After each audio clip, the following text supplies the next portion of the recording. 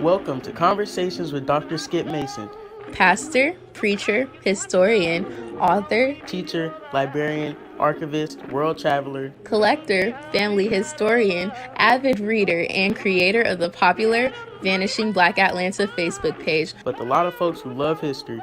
Most importantly, he's our dad, who loves his family and who taught us the importance of our history and having important conversations. Join him now for this episode of Conversations with Dr. Skip.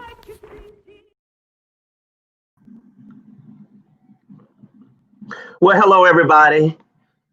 Good Wednesday evening to you. This is Skip Mason with another conversation with the family of one of our beloved Episcopal leaders. I'm so delighted to welcome you again. This is the fourth day in a row. Well, see, we started Sunday, Monday, and Tuesday, and you have been hanging with me today, Wednesday. And I think that you will be in for a treat as we remember and recall one of the most beloved bishops in the Christian Methodist Episcopal Church. Now, let me say all of them are beloved, but William Henry Graves, our distinguished 42nd bishop, was truly a giant in our church. And I'm so delighted to have members of his family here to share with us this evening. I'm so glad that I have this opportunity to share through this wonderful platform called social media and technology, these marvelous stories of our bishops. You have been tuning in on Sundays, and I'm so appreciative of that as we listen to our bishops recount their journey to the episcopacy. This Sunday, however, we're going to share with some of the sons of some of our bishops who have transitioned, and they include the distinguished Reverend Dr. Clark Bass, who will come and share with us regarding his daddy, Bishop Richard O. Bass. We also have Reverend Norris Curry, who will come and share with us about his father, Bishop Norris Curry. So delighted that we have the Reverend Dr. Darrell Coleman, who will come and share with us about his father, Bishop Caesar Coleman. And then we round it out with the Isom brothers, who will come and share with us about their dad, the beloved Bishop Dotsey Isom. But this evening, we are sharing about Bishop William Henry Graves. It is my delight to bring to the screen his wife, Mrs. Donna Bentley Graves, who is coming to us all the way from California. Mrs. Graves, welcome. Thank you. Welcome. Happy to be here with you. Thank you. Thank you so much. I'm just delighted to have you here.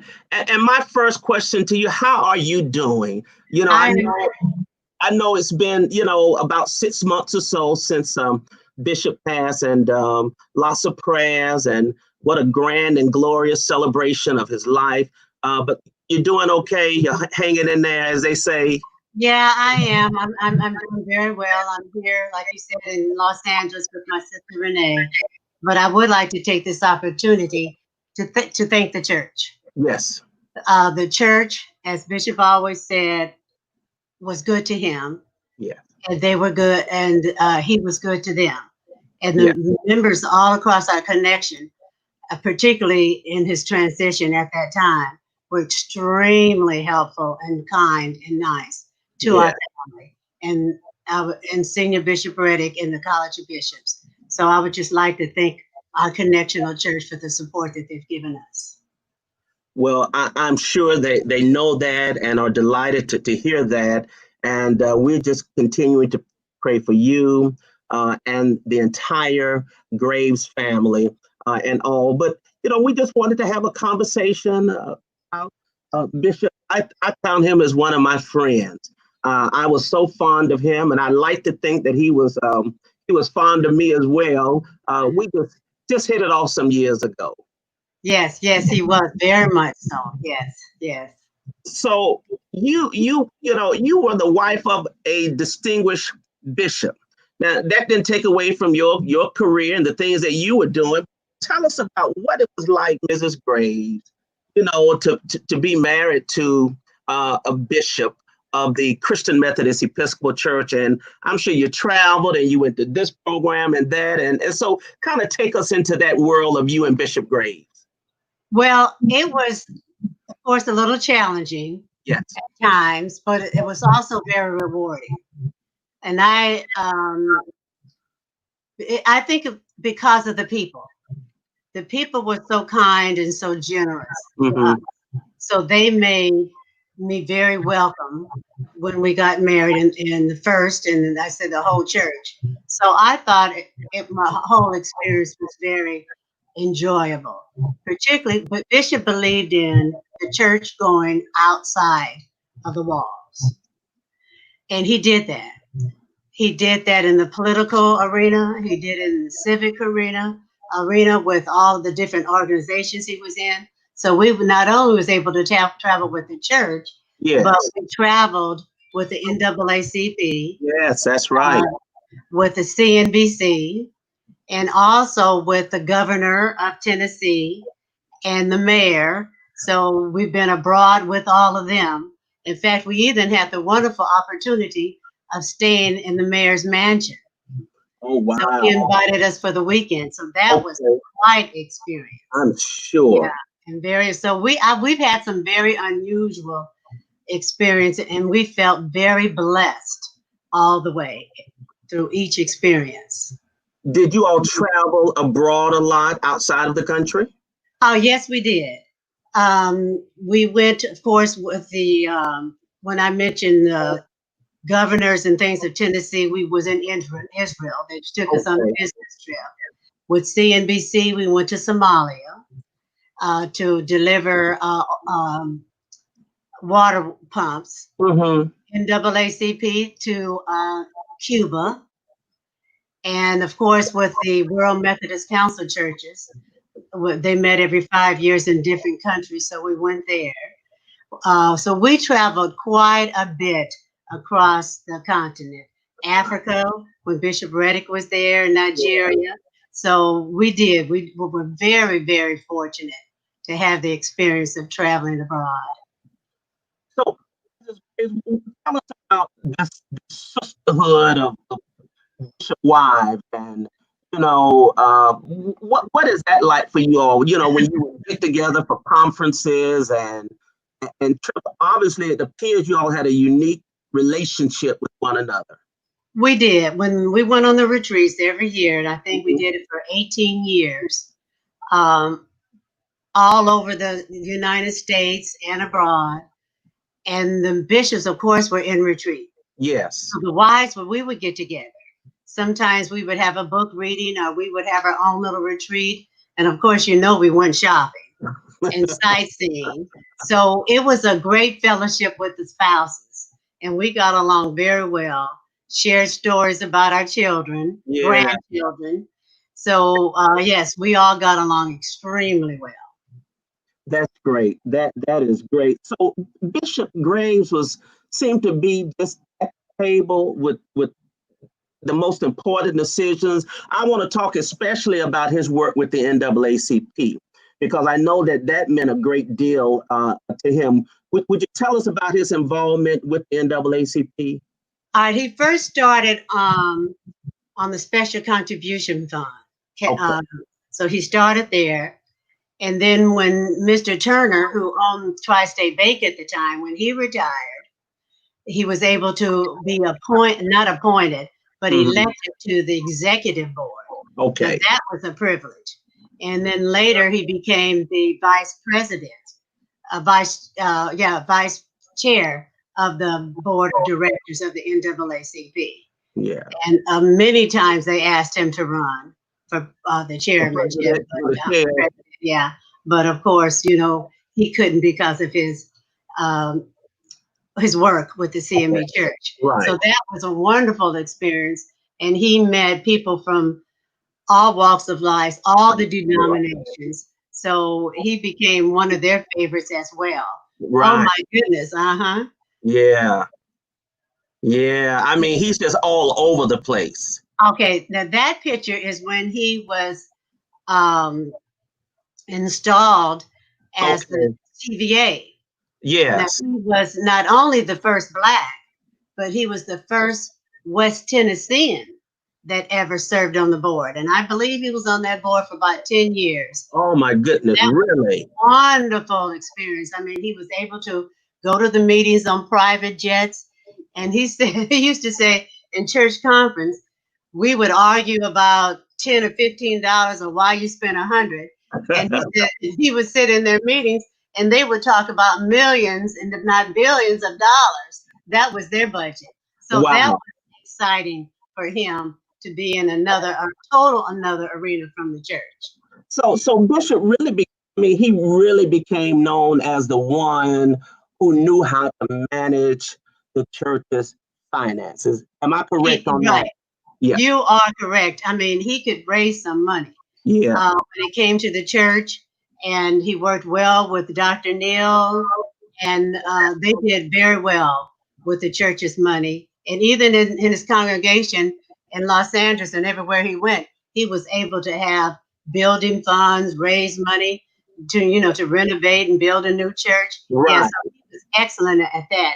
And of course, when he came to the first district, they were in debt, millions of dollars. And so he was able to get the people together and pay out that. So he was marvelous at that. He also had a generous heart and spirit. I remember the first time I met Bishop Graves. The bishops were in Atlanta, I think maybe for a pastor's conference. And I was the pastor of Greater Hopewell C.M.E. Church. Oh, yes. I remember that. Pastor when he was in seminary. And so what happened, my wife and I at the time happened to be sitting at the same table. And we struck up a wonderful conversation. And I'm fairly certain you were there. And he asked about me and how I was doing. And we had 2 small kids and the whole 9 yards. And just so, I kind of grew up with that, and that bishops are so far away, so distant. You don't get to have that conversation. So we had a great conversation. But then he shook my hand. Of course, we were fraternity brothers. And in his hand was a crisp $100 bill. And I said, my God, that was. Well, I said, how generous. Yeah, that was the story of his life. Yeah. And I remember even when I first joined the church, when I first rejoined, because I was born and raised in the church, they would always talk about this generous pastor that they had. Yes. And he would take members to the hospital, to the doctor's appointment, and oftentimes would pay for it and pay for meals, not only of his members, but strangers. If you needed to go to a funeral and you didn't have the money, he would pay for it. So, yeah, he was extremely generous. And when he saw young men like you that had potential, I mean, the sky was the limit. Wow. I tell you. Well, let me share with you one of my favorite pictures.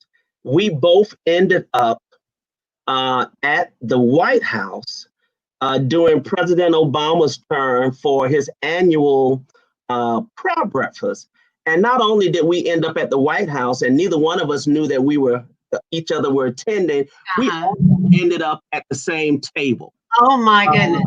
And so this is a picture of President Obama, and of course the bishop is next to him, and I'm one from him, and that's Bishop Paul Morton, and I don't know who those other pastors were, but that was just an absolute wonderful experience. And for me and Bishop to be there, I wasn't representing the C.M.E. Church at the time. I was representing Alpha Phi Alpha, but he was invited on behalf of the C.M.E. Church.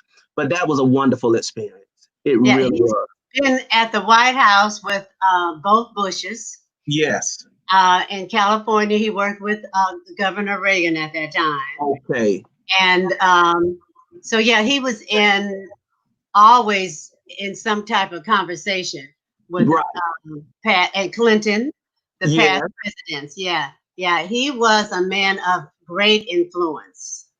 Tremendous influence. And I think what I love about him And I think the church that, he didn't carry it on his shoulder. We knew he was influential. We knew that he walked with kings and the kings walked with him. But he was just always so engaging, and I can see him so vividly now, holding court with young preachers. Yeah. Oh, yes. Yeah. Yeah. He enjoyed that, and we would be just tuned in like little guppies in a fish, trying to take that in. So I wanted for a second. One of the things that we loved about Bishop was his sartorial splendor. He was a sharp dresser. Oh, all the time. He talked about even in grade school. Yes. He wore a shirt and tie every day. Wow. And he continued up through high school. He said he would be the only one, but he wore a shirt and tie every single day. Yes. Oh, yeah. Okay. Wow. Now, I don't know, where was that picture taken? I'm not sure. This is Bishop Sylvester Williams and Pastor Gordon. I saw this picture as I was doing a little research. I liked it because of that sharp 3-piece suit, Bishop. That might have been at one of the One Church, One School. It could have been. Yeah, so I don't know. Yeah, but always hats galore. Yes, always wear a hat. Mm-hmm. Yeah, he was always so sharp and all. So, what should the church, the legacy of Bishop Graves, it's still fresh with so many. It's hard to believe that we will go to a conference, maybe next year, the Unity Summit, the Pastors Conference in January, the General Conference in 2022, and Bishop Graves is not there to offer the kind of leadership that he did. How should the C.M.E. Church remember your husband? Well, they would probably remember him, as we said, as a very thoughtful and kind and generous person. Also, Bishop knew the church. Mm-hmm. And the wisdom that he parted with the members and the different pastors and the bishops' meetings. So I think for his wisdom, that they would remember him for his wise wisdom. And knowledge of the church. Mm-hmm. Yes. Yeah. I kind of call this a Mount Rushmore picture. I mean, these are the giants and the heavy hitters, if you will. I know, we talked earlier, Bishop was very involved in the community and he loved his church. And just want to share this little video that I found of him. Okay.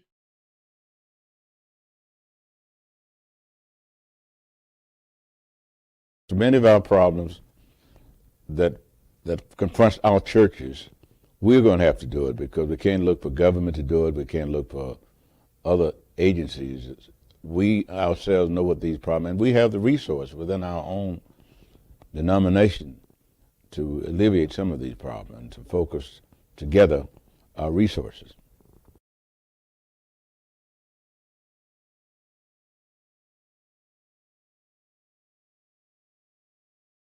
It would remind us that we are in this together and that we have so many commonalities, so many things we have in common. And hopefully this gathering will lift us above our own individual denominations to bring us together as sisters and brothers.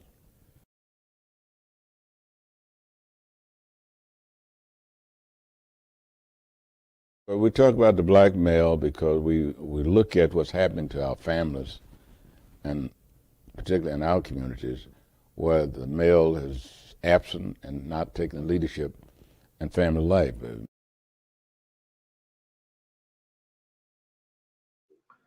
I just thought that was such a beautiful and thoughtful, compelling moment, and we cherish those recordings and that beautiful and resilient bass in his voice. Yes. When he would speak and just command the audience and all. And so we are just, we're just so grateful to have known him and for you and family to have shared him, with us, because I know he loved the people, he loved the church. And we know that he did that until his very last day. Anything else you want to share, Mrs. Graves, about Bishop? Bishop, I do want to mention Bishop Gilmore. Yes. Marshall Gilmore. Yes. They were extremely close. And a lot of issues, they discussed together, and they worked together in the College of Bishops. Mm-hmm. The 5 that were elected. Yes. But the Gilmores were our friends. In fact, there's a funny story. And when you were talking about the spouses, it reminded me of Mrs. Gilmore. When we first got married, he said, we're going to a missionary meeting, and I want you to sit in a position where you can watch Mrs. Gilmore. He said, well, sit by her.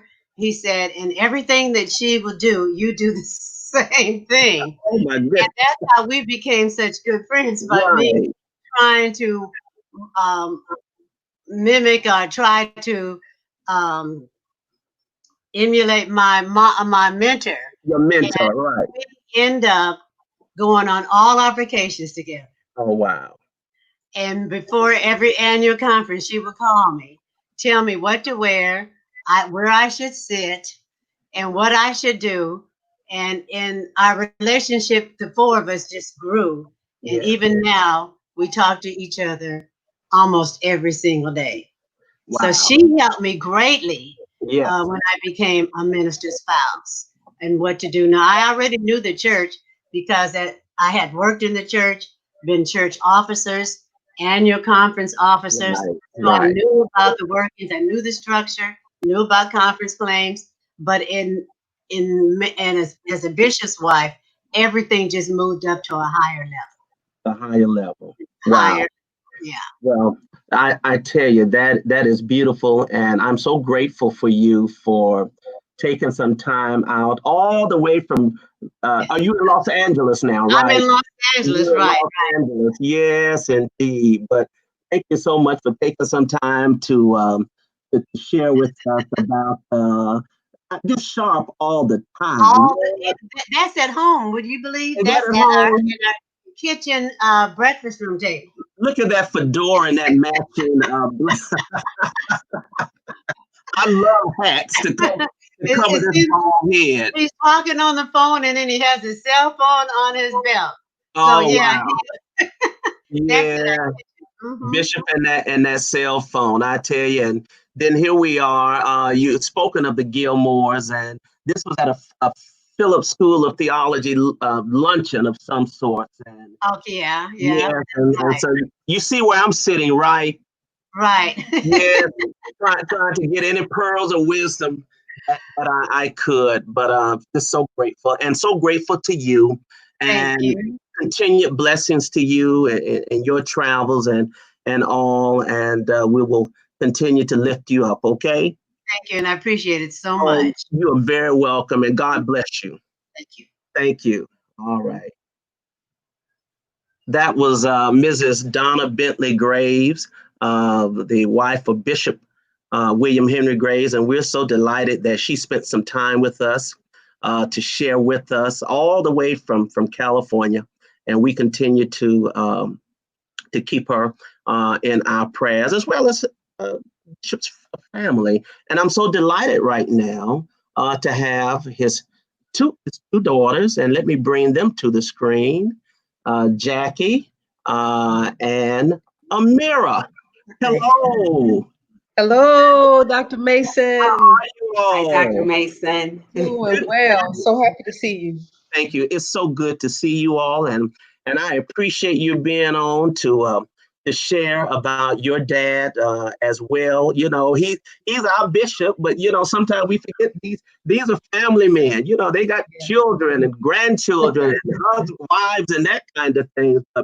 Thank you so much. And how are you all doing, first of all? I know it's been about 6 months, as I mentioned. How are you all doing personally? Doing well. Good. Doing well. Good. A lot going on, as we know, in our world. Yeah. And so to have the privilege of being able to have a comfortable shelter in which to be confined, that's a blessing. Yeah. To have our health and able to reflect fondly of our Father. And during this conversation with you, we really appreciate you honoring him, recognizing him, and inviting us to participate in this conversation. Thank you so much. Oh, the pleasure is all mine. And Sister Jackie, how you doing? My Facebook friend. Yes, sir. Now, Sister Mira's not on Facebook, right? No, sir. No, sir. Boy, listen, as much as I love Facebook, I wish I wasn't on Facebook. Is this William here? I don't know. I can't tell. Let me see. William? Oh, these are the grandchildren. Hey, how are you all? You all hang tight. I'm going to bring you back up in just a few, okay? All right. Okay. All right. But Sister Jackie, how are you doing and what have you been up to? I am great. I agree with my sister. It's really a blessing in spite of all of these pandemics that we're going through. I think one of the things I heard you earlier speak of his legacy, and I think he really instilled in us to always count your blessings and to realize, things could be so much worse for others, right? Right. But he also helped us to understand that no one person or even, things are as they are. Okay. And so, you can't sit up and think you can just save the world, but you can do what you can right in the corner where you are. So every day, I'm very thankful. You don't realize until later that part of your the legacy is emerging or evolving in you. So I think my sisters, was my brother and myself, our careers in life are about what Dad's was. I'm talking about transformation, about advocates, social advocacy, and just really trying to make the world around us better. Yeah. And that was just ingrained in us. No one told us to do it. We grew up in it. So I heard you earlier talk about his generosity, but one of the things that as a family, we always had extended family. There were always persons maybe who even at some point lived with us. Some of the neighborhood children would literally come to our house every day and be a part because they enjoyed that environment. He welcomed, before he had my little brother, he always would always try to wrap his arms around the young men in our church, especially maybe if they didn't have a father figure at home. And then it just got to the point, one thing I don't think you may have known, that he was like a really good cook. So, so we actually had church family, and like I said, neighborhood family who loved to come, and they would always end up on the nights that he prepared spaghetti, or they liked his macaroni and cheese. Oh boy. So, I think we get it honestly. I notice all three of us just really embrace others and being about extending ourselves to others. And because we have been so blessed to have people to wrap their arms around us, that's one of the beauties of being PKs, as they say, that you just get an extended family and you get people who just pour out love to you unconditionally just because you're the PK. That's right. And I guess you all are living witnesses that PKs do survive. I have two. I understand. Yes. We survived, and we're not only PKs, we're grand PKs. Our grandfather, my mother's father, H.L. Burton, That's right. Was a C.M.E. minister. Yes, that's right. Yeah, so we get it honestly. So what are your earliest memories of your dad? What do you remember early that has made an impression? Let's say when you were little girls or something. Was there something particular that you recall that he did or said? Yes, Dr. Mason, you just showed a picture a little while ago of my sister, brother, and I with our father. We were in New Orleans Okay. at the very first Essence Music Festival. Oh, wow. Yeah, that was July 1995. And so there we are. Yes. And so one of the things he would say is that I want my children to not be deprived of experiences that other people's children have. Okay. I accepted the call to ministry, but I don't want them to suffer more than they have to because of that. Oh, So he wow. would take us to concerts. He would fall asleep, but he would be there. Yeah, we went to a lot of concerts. And another memory that I have is how much he prioritized pastoral care. Okay. So when I was growing up, I didn't want anybody to know that my dad was a pastor. You did not. 'Cause I was very, oh no, I did not want people to know that. Wow. I wish he had been something normal, like a firefighter or a police officer, is what I thought. Right, Because right. yes, there are people who are cynical about the church and Sure. about preachers. Right. And they have this idea of preachers being, that's just like pimping the people. Mm-hmm. And they might say, well, they preach on Sunday. You know, what do they do Monday through Saturday? Right, right. And what he did Monday through Saturday was visit folks in the hospital. Okay. That was very, very important to him, visiting folks in the convalescent homes and just popping up on members just to say hello and to make conversation and be good company. And he would take us with him. And we might sit in the car when he had to go into intensive care units, for example, but we'd amuse ourselves listening to the radio and so forth. And so that has left a lasting impression on me, understanding that in intimate settings that our C.M.E. churches provide, you get to know your pastor. And it's your pastor who's going to come and visit you when you're sick. Yeah. And pray with you and so on and so forth. And just one other memory I recall is when we would tag along with him doing his runs and so forth. He would point out Black businesses. Okay. That was very, very important in identifying what Black-owned restaurants could we go and dine at. Right. That I didn't necessarily realize the importance at that time, but now at this point, of course, I absolutely understand and appreciate his awareness about the importance of our having economic sustainability in our neighborhoods. And he was proud of buying a few shares and opening up a savings account for us at the Black Bank in Los Angeles at that time. He pastored there. That was his last pastoral assignment at Phillips Temple C.M.E. Church there in East Los Angeles, and founder savings and loan.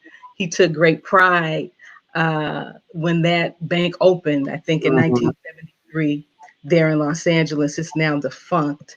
But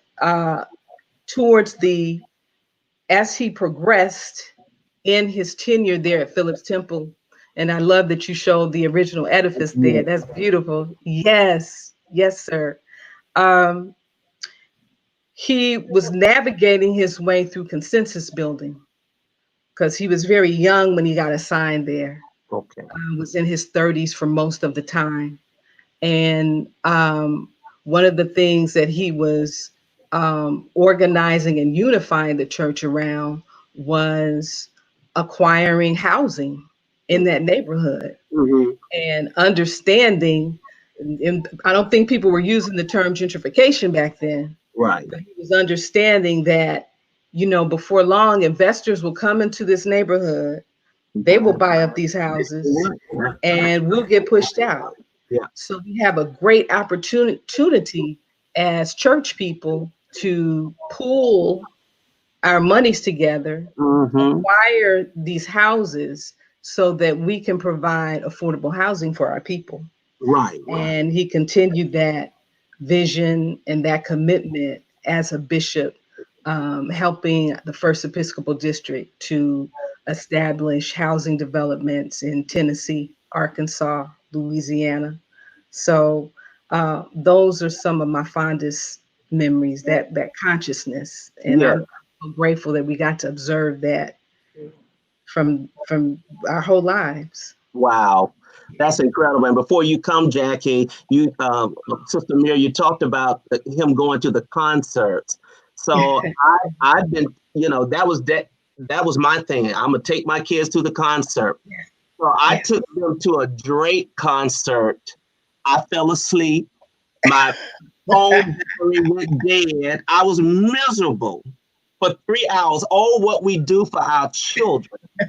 To make sure. So when you mentioned that concert piece, I said, Lord, I've been there and done that. I told my children after the last concert, the next concert they go to, they will be grown and have children on their own.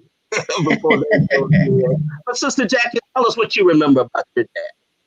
Well, I agree with everything that my sister said, and really, she said some things that when you're living in it, you don't even realize. He was not the type of person who would push it on you. He wasn't that stereotypical minister. Oh, hey, I'm blessed. He was just real, but he lived it. And at the time, we didn't even know. So earlier, like when you're talking about his kind of his role and how he was recognized as finances. Yeah, my sister is right. And I also want to mention the fact that with that savings and loan, that was a Black venture. And like any business, it ended up faltering, but he was a risk taker, especially if it was about the community. So that particular building, as I recall, I was a kid then in Los Angeles, but that's actually the area, like when you are talking about what's the young rapper who was just who was murdered a year ago? And I should Nipsey Hussle. Nipsey Hussle, yes. That whole area, like now, is known. You have Magic Johnson and Nipsey Hussle and that Crenshaw district. Right. Yes. So that's where we lived in that area. But Dad, along with Angela's Funeral Home and various places, he was already making that network and connecting and trying to build Black wealth then, not for himself. Okay, for the community. But for the community. Right, They really tried to empower the church in that way. I remember before there was the Rush card. Remember Russell Simmons had the Rush card? Yeah. I think Amira, correct me if it was through CNBC, in which he tried to encourage the church to have their own credit card, where our people were able to get a credit card when we oftentimes are denied. That was a joint effort. It wasn't just the C.M.E. church, but I think through the CNBC with the churches, the Black churches coming together and being able to empower their people with credit in that way. So we grew up, he wouldn't tell us we had to go here, but I remember we would patronize soul food restaurants. When we moved to Tennessee and everybody in that area was moving out to the suburbs, Dad wanted to buy the Episcopal residence there in the neighborhood. Wow. You had Southland Mall. Everybody else was going out to the other places to go shopping. He wanted to shop in his community. I didn't understand it then, but that was his way. He wasn't a preachy person, right? But he was a doer. He walked the walk. He encouraged us to build relationships with the bankers, not only the bankers, but the people in the neighborhood that you need to go and build a relationship. They should know you by name. You should know them by name. You know, and so it's a funny thing. One time when my son went to Memphis to visit, he was about 10 or 9, and they had gone to the bank, and I think Dad had given everyone some like flowers or whatever, because he believed in thanking people for service, right? And my son comes back and said, "You know what? Granddad knows I think he knows every Black woman in Memphis that's under 40 or something like that." and he wasn't trying to be funny or you know, sarcastic. Through his walking with his granddad on a daily basis during his summer vacation, he just saw that how people knew him, and he knew the people he was like really him in the community. But I think one of the other things that I remember, our vacations were centered around concerts. Okay. Back in the day, the Cool Jazz Festival. I remember coming to where you are, Atlanta, going to New York, going to DC, going various places. And we did a lot of traveling. We traveled abroad as well, but he believed in exposing us, and he was just a regular guy. He wasn't the type of guy, he wasn't a party type of guy, but he knew that we loved music. And I think that foundation that they provided us, all of us are very much into the arts. Wow. My brother is an artist. Yes. My sister has been a drama teacher. She's been a radio personality. I've been a theater teacher and dabbling in theater and those kinds of things. So those foundations really was, you know, he just gave us that opportunity. One more thing about, I have a cousin who is a C.M.E. minister, James Taylor in Detroit. Okay. And we're exact same age. When he was a teenager, his mom used to always say, "Why don't you go and visit your Uncle Bud?" They used to call Dad Bud. And he said for years he did not want to come because he thought we were going to be sitting there and pray and oh, hallelujah all day and going to church every day. And when he finally came to visit us when we were at college, at Lane College, he realized we were just regular average people, you know. Right. And so I think that was, he wanted to just humanize us. And a lot of that came from his experience, how he grew up. He grew up in the church. He had high respect and regard for ministers and the ministry. But he wanted to make sure we attended church. But he said, just like you all attend church on Sunday morning, I will go to church with you on Saturday night. But I'm kind of like my sister, and we've never even discussed this. As a kid, I wanted to be like a normal kid. Right. I wanted to go to see the Dodgers play baseball, because on Mondays when we would have show and tell, these are the things that kids were talking about that they did. And so we always had to go to church. And then I would want my dad to dress casually. You talked about his dress. Yeah. Even, which I can't remember a day that he didn't leave the house and work. I can't remember him barely being sick. But dressed up, he had to get up. He didn't feel like he was doing anything if he didn't have on a suit and tie every day, even though we would try to encourage him to, you know, chill out a little bit. So that's amazing. It was just in his DNA. Now, did you all know his parents? Oh yeah. Yeah. I think I have this picture of them. Yes. Yes. I'm actually so that's who we call Mama Letha and Daddy Johnny. And they're from Tennessee originally. My middle name is Letha. Letha. Okay. So that's named for his mother, Letha. Wow. That's great. That is absolutely. And both of you all went to Lane College? No. Okay. Which one went to Lane? Jackie and William are graduates of Lane College. Okay. Yes, where Bishop had made his mark in so many ways. Look at those waves in his hair. My goodness. Yeah. That's from the 1960 edition of the Lane Night. That's the official yearbook of Lane College. That's amazing. The editor and chief of the yearbook, and looking very editorish in that picture. Yeah. Wow. Okay, so Dr. Mason, I can a childhood memory that those waves were the product of a product called Duke. Yeah, Duke and a stocking cap. And a stocking cap. Yes, at night. That was what he would wear back in the day. Stocking cap at night. To make those waves. Trade secret. Listen, we all, well, not we all, but those of us who grew up in that era, we remember Duke, and there was some other blue grease we put on, and we brush and put a stocking cap on, trying to make those waves and all. But I tell you, always, look at this one, just sharp all the time. I tell you, sharp all the time. Well, let me bring I want to say one more thing, though. One great memory that I have, and I didn't know it was going to be a great memory, but in the early 60s, at the end of the civil rights movement, Dad was really involved in SCLC. Okay. And I can remember when they first did the film Selma, the original documentary. Right.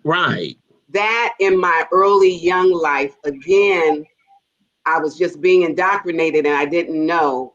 But between SCLC, PUSH, and those types of organizations, Urban League, he was very involved. And as a kid, he would just drag us along, like my sister said. Sure. And we would sit there, and you're sitting there and you're literally watching history take place.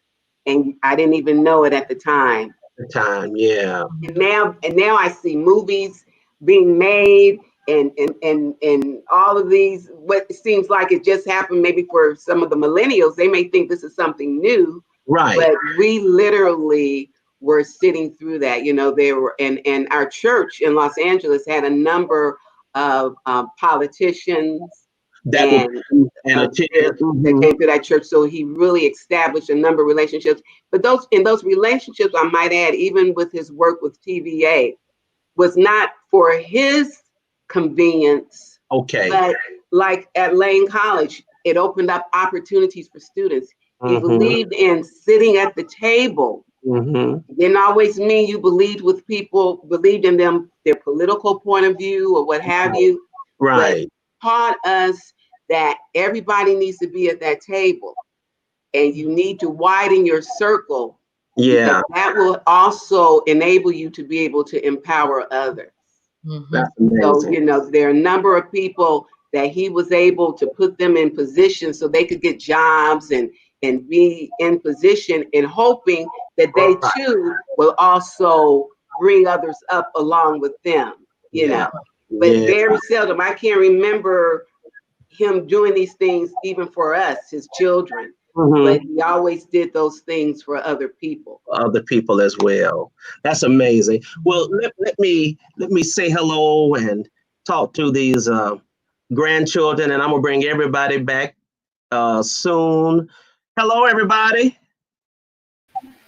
Hey, how you doing? I'm doing fine. How are you all? We're good. Good. Introduce yourselves to those who may not know you. Just tell us your name, okay? I'm the oldest. I'm William Graves III. Hey, William. I'm Jaden Graves. I'm the second. Nice to meet you. All right. And I'm Amir Graves III. Okay, Amir. Oh, I'm the fourth. Our cousin Marvin is actually the oldest. Oh, wow. Okay, and one more let's see. Hi. This is Jada Graves, and I'm the mother of William Jada and Amir. Well, nice to meet you, and nice to meet all of you. And thank you so much for coming on and for sharing about Bishop Graves and all, and pray that you all are doing well. I know you missed him. We all miss him. But tell us, what's your fondest memory of your grandfather? Any one of you? I guess the fondest memory. And I know you got a lot of memories because there are quite a number of pictures of you all with him. But was that something you could Actually, go ahead? one of my fondest memories. Actually, this same memory has happened like a couple of times. Like when I was younger, it would be like times when me and my granddad would be taking out the trash. Yes. As we're walking to the door, like he tries, like he had a limp, so he'd be trying to like race me. So he'd be like almost seeing him. Right? It was always crazy to see that. Like that was always so funny. Oh, that's nice. Trying to race you to the street, huh? Yep. Oh wow, that's great.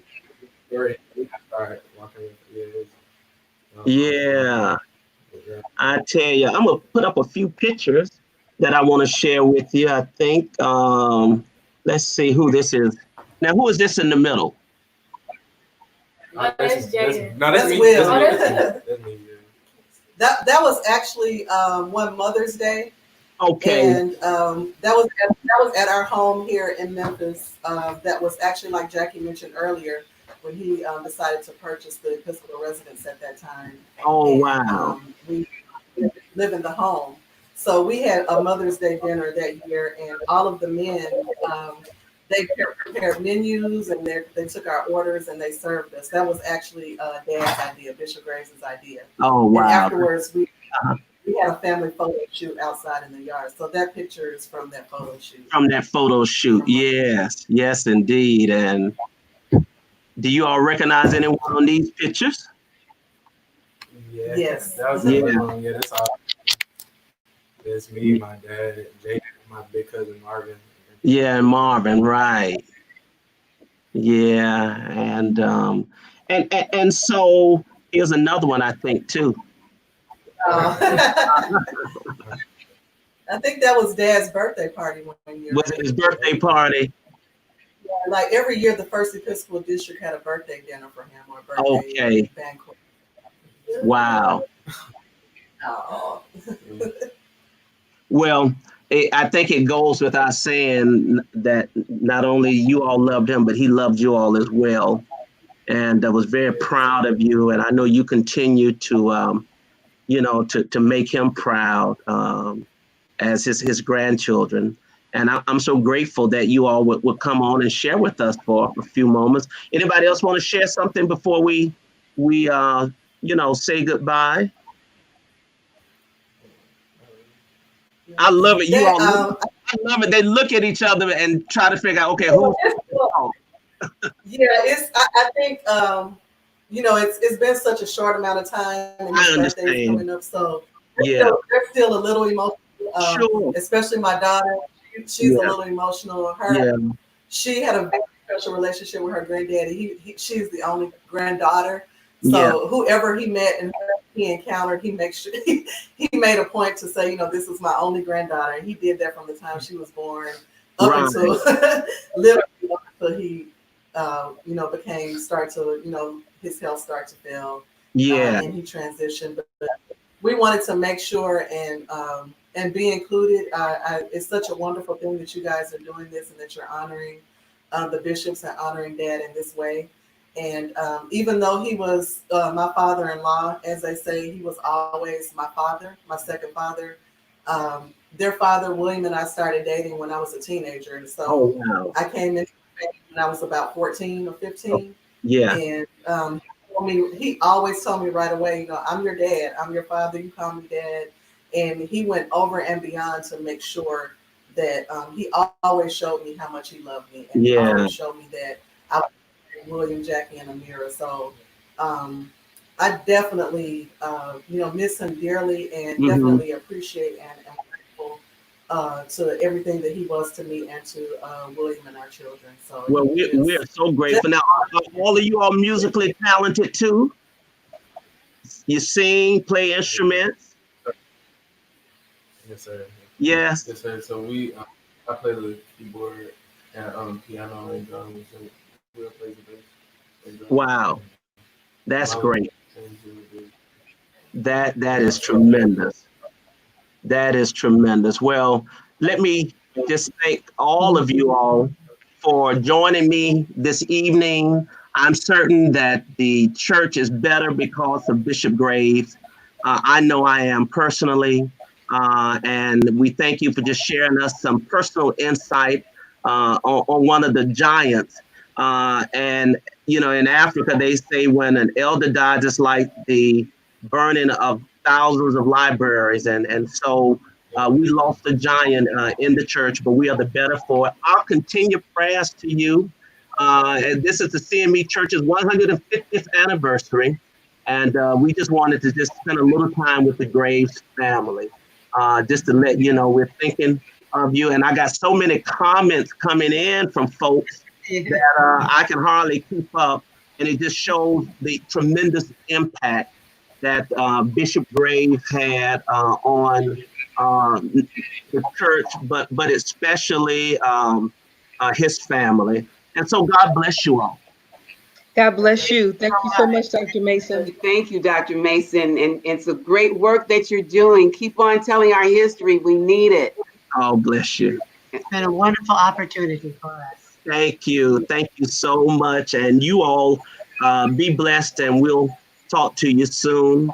My brothers and my sisters, it has been a joy and a pleasure to share with you this evening on the life of Bishop William Henry Graves, a proud Laneite, a graduate of the Phillips School of Theology, with some amazing classmates. I look at this picture, and many of them, Bishop Elam Brown, will go on to be a distinguished bishop, Reverend Henry, Dr. Henry Delaney, Bishop Paul Stewart. Some of the giants were classmates with Bishop Graves, and some other photos of him in seminary. And so we just appreciate this memory lane. And one of my favorite photos, well, you know, I got a bunch of favorite photos, but this is me and Bishop with my dean then of the seminary, now Bishop Marvin Thomas. And I look forward to having a conversation with Bishop Thomas in July as we talk about his road to the episcopacy in his life, and also his special relationship with Bishop Graves as well. So thank you all. And Marvin is not on, the son of Dak and Bishop, but that boy know he can sing. My Lord, what a gift! What a gift! So shout out to my brother Marvin Frank, and thank you all for joining us. And this concludes another conversation, Episcopal conversation with the Graves family, as we lift up and celebrate and remember the 42nd Bishop of Methodist Episcopal Church. God bless you, and I look forward to seeing you all on Sunday as we celebrate some of the sons of our bishops. God bless you. Take care, and remember, Black lives do matter. Thank you.